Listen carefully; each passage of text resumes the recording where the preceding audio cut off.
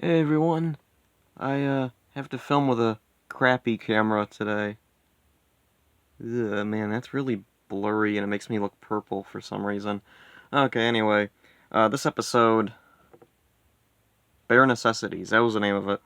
It starts off with Taylor's reminiscing about her days with the U.S. Air Force, and it is actually the U.S. Air Force. There's a flashback where it shows her in a plane, and on the side is a little, like, insignia thing that says U.S. Air Force Department or something. So that's a neat little detail to find out. Doesn't really change anything about the series or anything, it's just a neat little detail. So, anyway, she remembers seeing something zip past her during some training mission.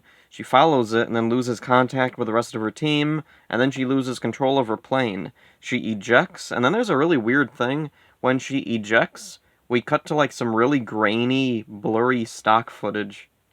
Oh, grainy and blurry, just like this video. So then she lands on the Animarium where she's greeted by Princess Shayla, and Taylor's personality throughout all this is really interesting because she's not really anything like what we've seen before. She has this like whole sense of wonder about her in this flashback, whereas up till now she's been very like a by the books type of character, literally because she wrote a rule book.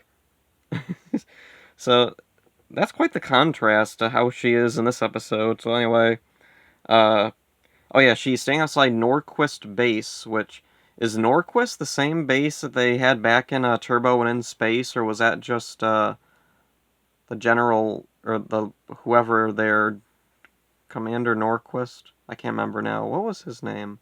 Or what was his rank? I don't remember. Anyway, she's staying outside the base, which is the old Air Force base, and she sees these two kids sneak through a hole in the fence. There's a security guard chasing them. He's looking around. Hey, did you see two kids come out here? And Taylor turns around. Nope, I didn't see any kids. And he's like, hey, you look familiar. Are you Taylor Earhart? And she's like, oh no, I'm not her. And he's like, oh, that's too bad. She was one of the greatest pilots I ever knew. And okay. So she was pretty popular and she just, like, dropped her whole life to join the Rangers. It's really interesting how Wild Force plays out because a lot of the things that happen in it are things that people make fun of, like, that was weird. Anyway, it's things that people make fun of Mighty Morphin for.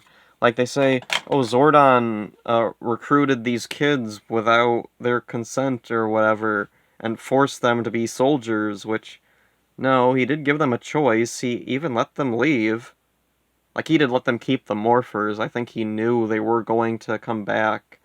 But, whatever, anyway. And in Wild Force, yeah, they are recruited, and the other thing is like, oh, they're taken away from their real lives, and yeah, here they were. Or at least Taylor was, or she chose to hide her identity for whatever reason. It's really strange. I don't know if this is something she thinks she needs to do, because Alyssa doesn't feel the need to do this. She still goes to school. She hangs out with other people.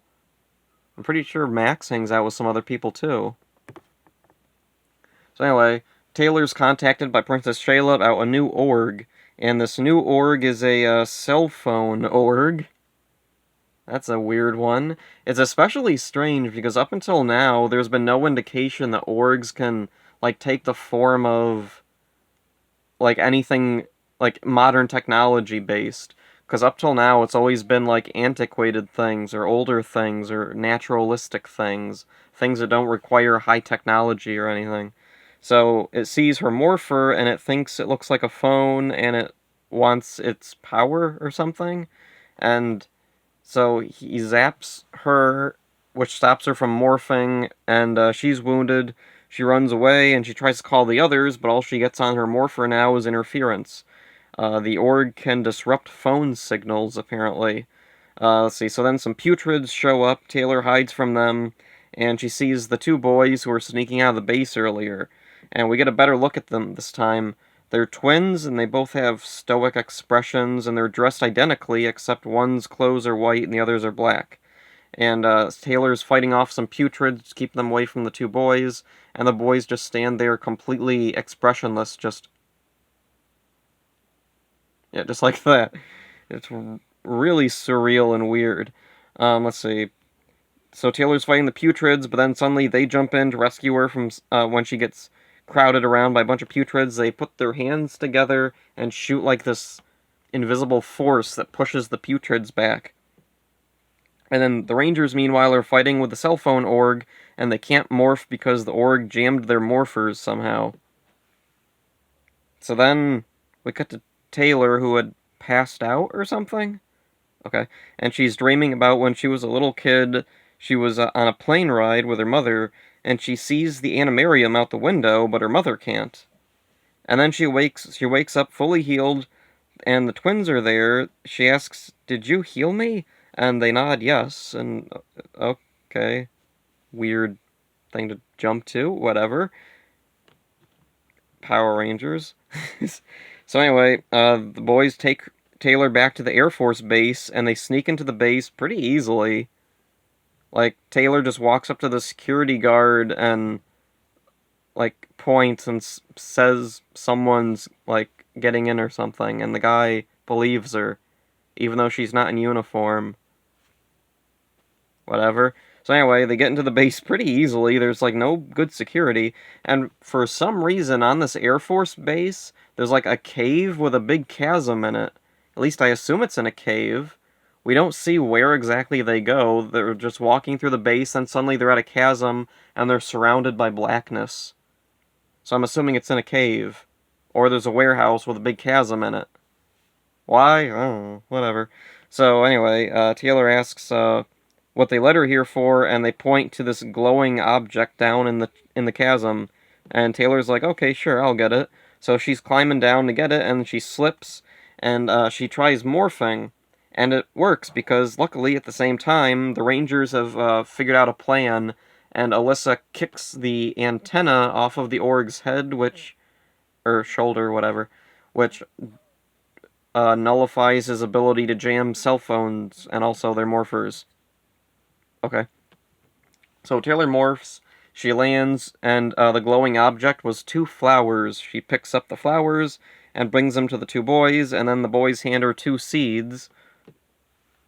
Alright. So then Taylor joins the other Rangers, they defeat the org, and there's a weird thing here. Usually the orgs explode, or they're just laying there, and Toxico will show up and revive them, but this time the org, he falls down, then he, like, oozes foam. Okay.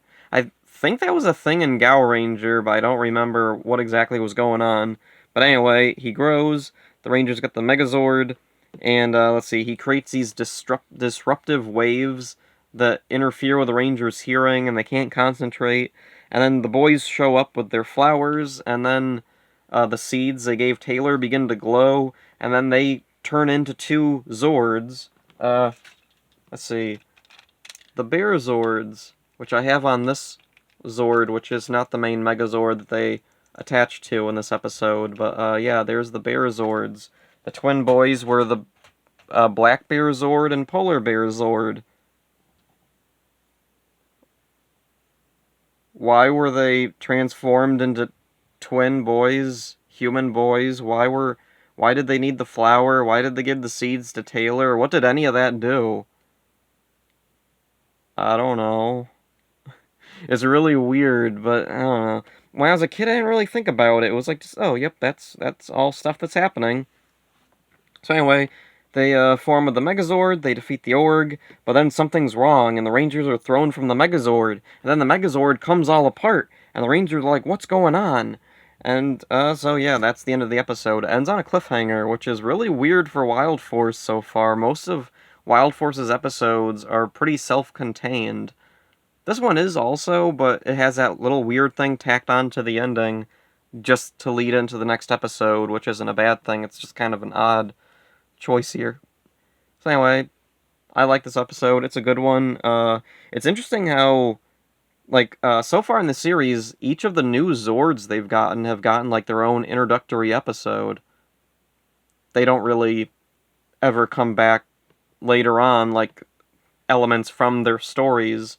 Like here, the 2 Bear Zords turning into human twins, that never comes back again. they're not even really that relevant of Zords. Like, they show up once in a while, and they don't really have any particularly special abilities or anything. Oh, the black bear can spit fire, and the polar bear can spit ice. Okay, sure, why not? So anyway, Taylor gets a focus episode, and that's pretty cool. We get to see a very different side of Taylor. Up until now, she's been seen as kind of a bossy character, a very like I don't know, business-minded, by the books type of character. Like I said earlier, she wrote a rule book. I like the two twins that played the Bearzords. They were really cool. It's too bad they never got to do anything again in Wild Force. I don't have a whole lot to say about this episode. Like, it's a good episode, and like the previous episodes, it has that kind of weird fairy tale tone to it. But at the same time, there's just not a whole lot to talk about with it. It's fine. I even went to Ranger Wiki to look up trivia for it, and I couldn't find anything except for that Master Org doesn't appear in this episode. Oh yeah, I didn't really even think about that. So anyway, I'm gonna look up in the little episode guide booklet. Oh, it doesn't actually have the episode descriptions here. Oh well. Anyway, there's Bare Necessities. It's fine. I don't know what relevance the flower and the seeds had. If I remember Gal Ranger correctly, I think it was almost the same thing, and they didn't really mean much there either. Although maybe I'm forgetting something. I remember this episode from Gal Ranger and how it was like really similar to this, but I don't remember it too well. So that's it for this one. Hope you enjoyed it. See ya.